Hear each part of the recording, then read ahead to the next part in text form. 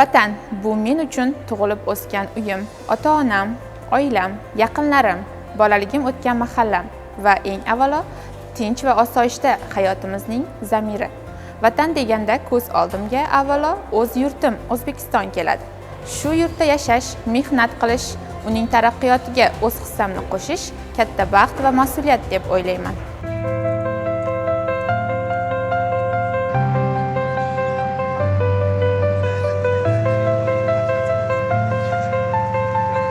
Vatanga xizmat qilish faqat katta ishlardan iborat emas.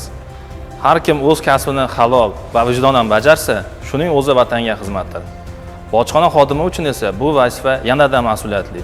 Chunki biz davlat chegarasining daxlsizligini, iqtisodiy xavfsizlik va qonuniy tashqi savdoni ta'minlashda o'z hissamizni qo'shamiz.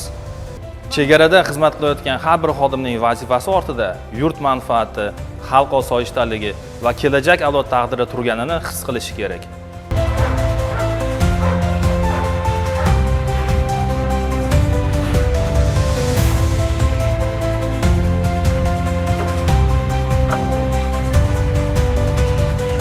Vatanparvarlik balandparvoz gaplarda emas, amaliy ishlarda namoyon bo'ladi.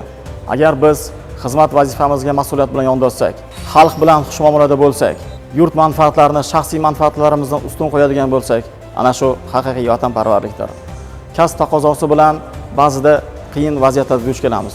Ana shunday holatlarda men vatan uchun bugun nima berdim degan tuyg'u bizda ustunlik qiladi.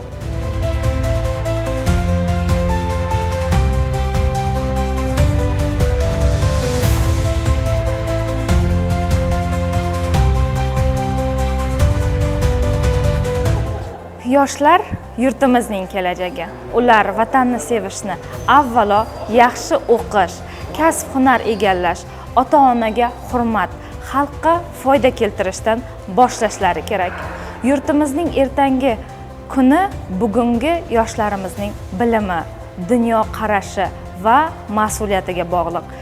Shuning uchun har bir yosh o'z oldiga men vatan uchun nima qila olaman degan savolni qo'yishi juda muhim.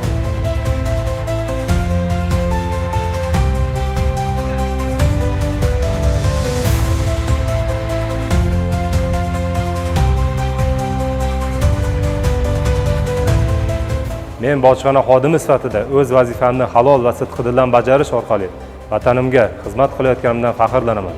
Zero vatanga xizmat qilish sharaf, uning ishonchini oqlash esa har birimizning muqaddas burchimizdir.